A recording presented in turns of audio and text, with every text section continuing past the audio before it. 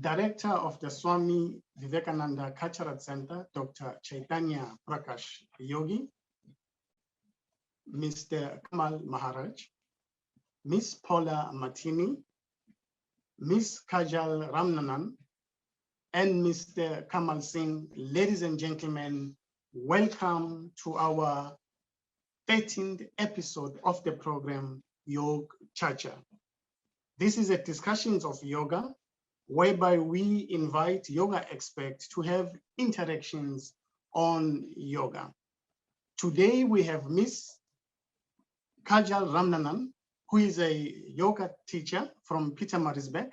She will be having an interaction with yoga practitioner, Ms. Paula Martini.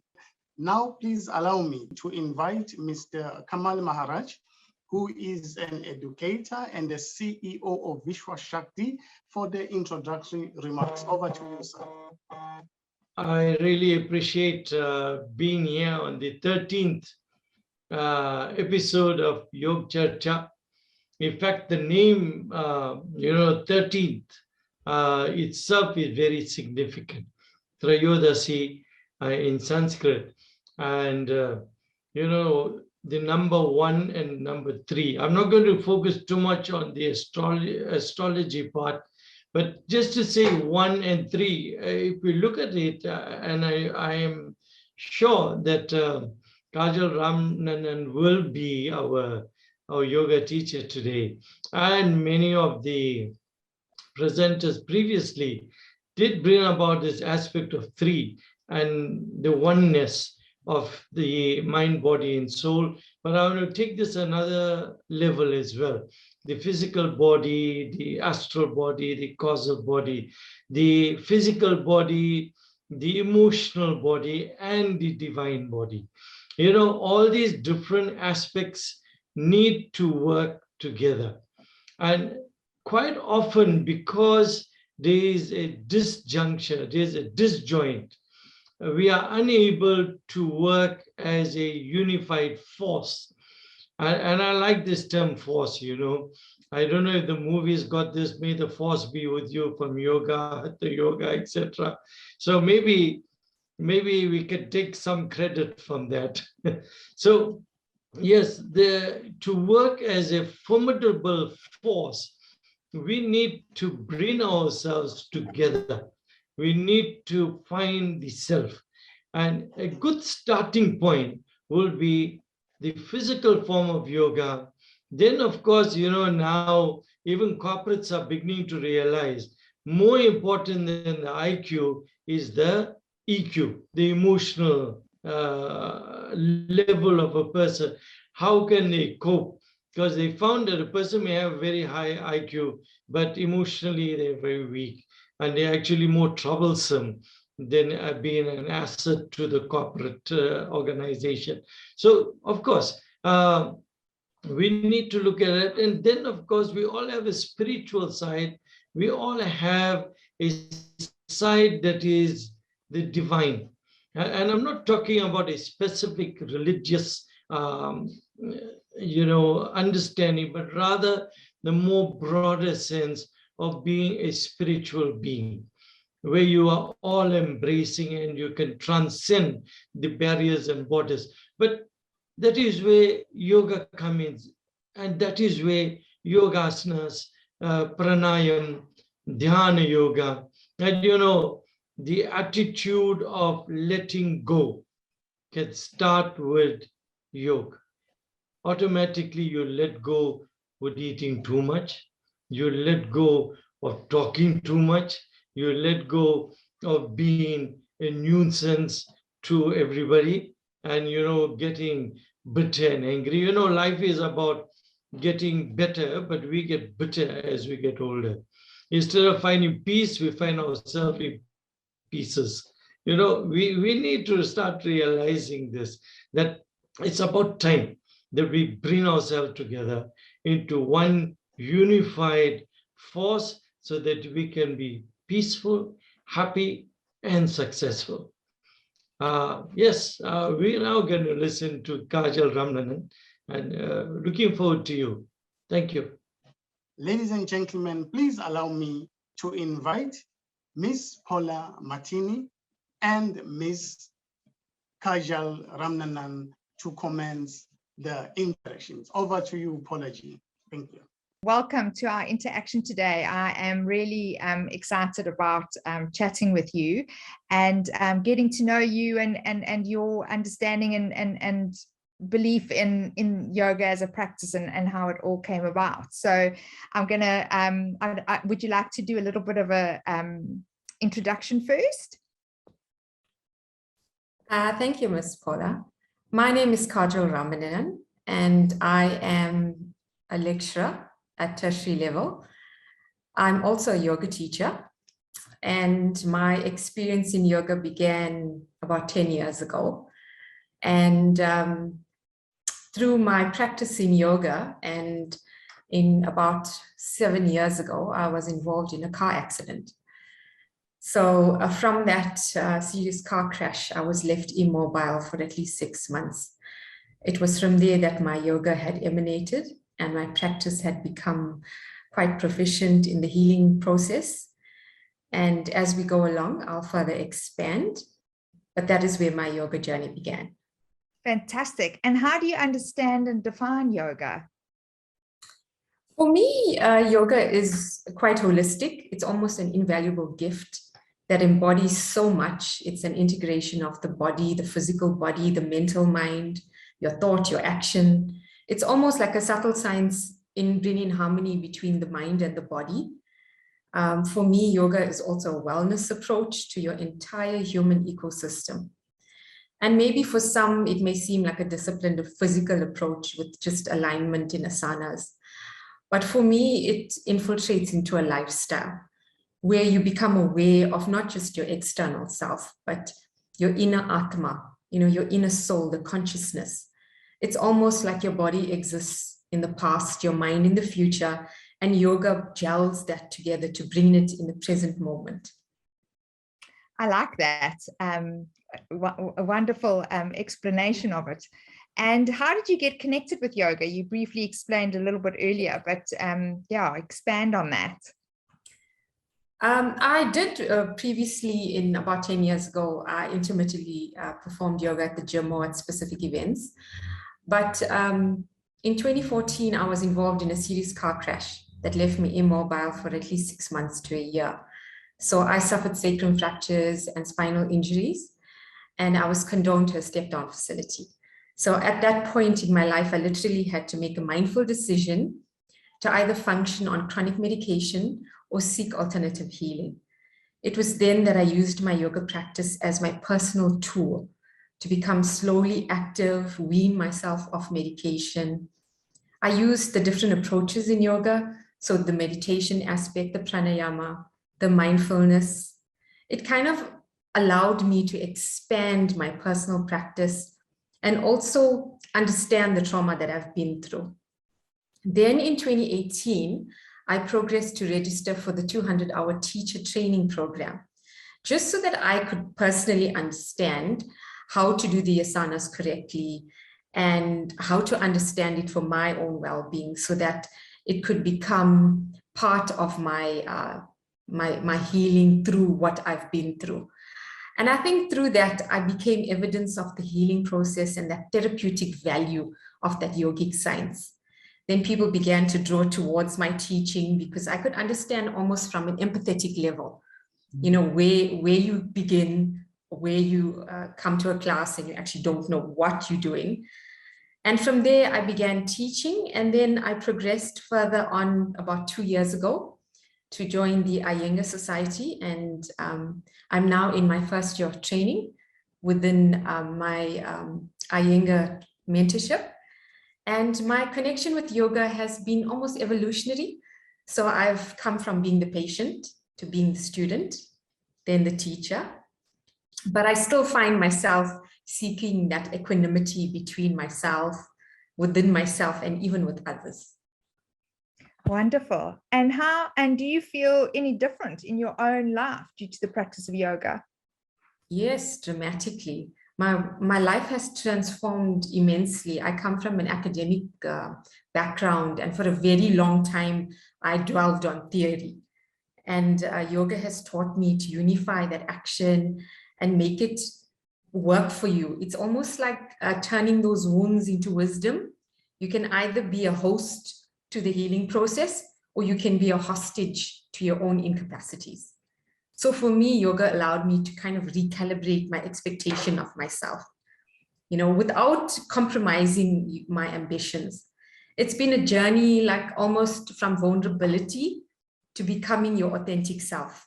It's like peeling off those layers that don't serve you. And then my yoga practice began to preserve the parts that do serve me. So, and I've met many people, with a sense of conviction against the benefits of yoga. But then again, every day we come across people who find that, they don't understand the holistic aspect of yoga.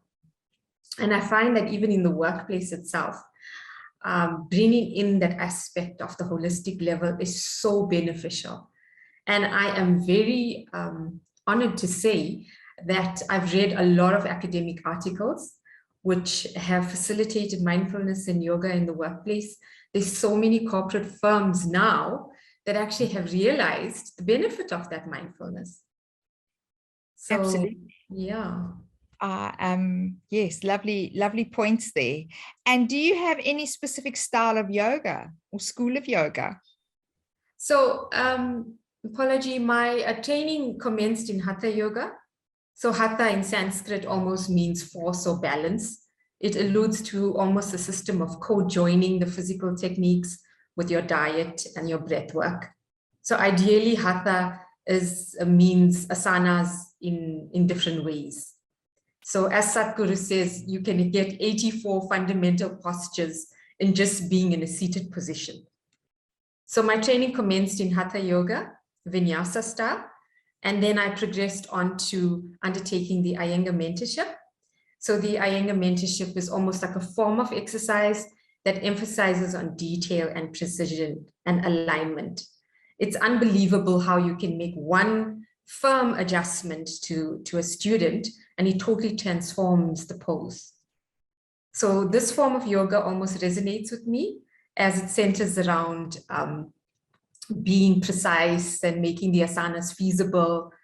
And I think the Iyengar style of teaching also involves prop work, which is the blocks, the straps, the chairs, and it makes it so accessible for everybody and particularly nice because it pays attention to detail. And you really get both, the students who have that incapacity feel so comfortable in it. And then that allows them to get into those niche areas. Those areas we ignore, the silent parts and the parts that are rusted. So it's almost like sometimes one specific adjustment redefines the entire posture in my new Iyengar training. Wonderful. And you've pointed out a couple of times about alignment.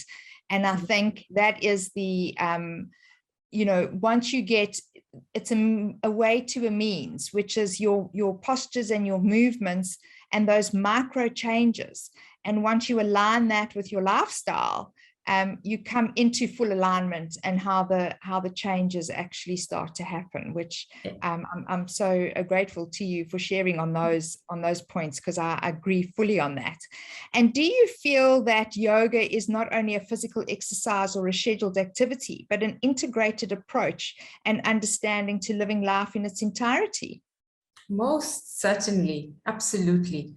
I do not define yoga specifically as a physical aspect. It's only one element of yoga. It's becoming familiar with your entire human nature. Integrating all the aspects of yoga almost tests your humility at times. Sometimes you're not able to do certain asanas, but it takes that valor, it takes that bravery to come back to another class, because you begin to redefine that you're not just serving yourself internally, but externally as well. And I always tell my students the biggest challenge in a yoga class is introspection with yourself. Once you grow that fierce compassion with yourself, your yoga practice evolves into an interaction between you, yourself, and the entire cosmos. And then that, as you said, it translates into your personal life. You know, it becomes almost your samskara. Now, samskara is like that passage through your human life. And I always echo the words of Gabor Mate. And I read his books quite often, and this resonates so firmly with me. And he says that nothing records the effects of a sad life, such as the human body. So for me, yoga is one of those molds that I could use that allows me to transform my life and my practice into my lifestyle. So most certainly, yeah, well, that is so true. It definitely does. And I think the most important thing is showing up. You know, if you can't show up, you know, you can't create change within your life. So it pushes you through those difficult challenges, and often than not, the pose itself being a challenge just teaches you about challenges in your daily life. So yes, I agree with you fully. And do you feel that yoga is an art and science which gives us a sense of affinity and connectedness with the entire universe? Yes, definitely. I think it is a combination of both the science and an art. I think if you focus solely on the science, you lose the benefit of the art, and vice versa.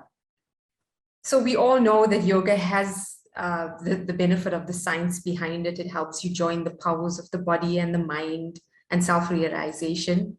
So modern medical science has validated that yoga practice not only reduces stress, but has that long-term lasting beneficial effects. So the yoga discipline not only helps control that wavering mind, but also inspires that pursuit of excellence. And earlier on, I said to you that I find it more often than not, a lot of corporate companies now bringing in that aspect of mindfulness. And at our workplace, for certain, we've brought in an aspect of look after your well-being. And I've read quite a few Harvard business articles that said that now Fortune 500 companies, like such as Google, Goldman Sachs, which is one of the major international banking, they all encompass that aspect of mindfulness in the workplace. So the science, yes, it's been created and it's helped build that incredible mind and soul aspect, but bringing it in and making it work for yourself is definitely a process of that art that follows with it. Yes, absolutely. And do you feel that yoga represents universal energy or universal love and compassion? Yes, indefinitely, implicitly. I think that yoga represents a sense of connection with ourselves first. It's like in yourself, becoming the truest, authentic version of yourself. You know, the paradox in this representation is that there is nothing so constant as change. And yoga helps you so immensely in finding those building blocks towards veering you towards that energy and compassion for yourself. You know, as I said earlier, that fierce compassion for yourself emanates from you having that ability to show up. Yes. And then through that practice, you find those enlightening moments where you dip into those rational layers of yourself. You begin to open those doors of non-judgment to yourself. You pay attention, as I said to you, those parts that are silent. And from there, most definitely that universal energy, that compassion, that unfounded love emanates. And I think this in turn almost infiltrates and reconnects yourself to the core elements of your universal energy. Yes, most certainly does, and helps you process all those changes, I think, and release all those changes through the practice. Otherwise, we stay stuck. And as you so beautifully said, is nothing's more constant than change. So it's, you know, move through it and change with it and adapt and yeah, amazing, lovely sentiments there. Thank you so much. And we're going to ask you to kindly suggest some simple asanas for our audience and viewers. But I'm going to leave you there and say thank you so much for your interaction today. So much gratitude and lovely comments, and thank you so much. Namaste. Thank you for the opportunity. Namaste. Pleasure. Ladies and gentlemen, now allow me to invite, now it is that part of it is an interesting part, whereby Ms. Kajal Ramanunan will be demonstrating some asanas for us this evening. Over to you, Kajal ji.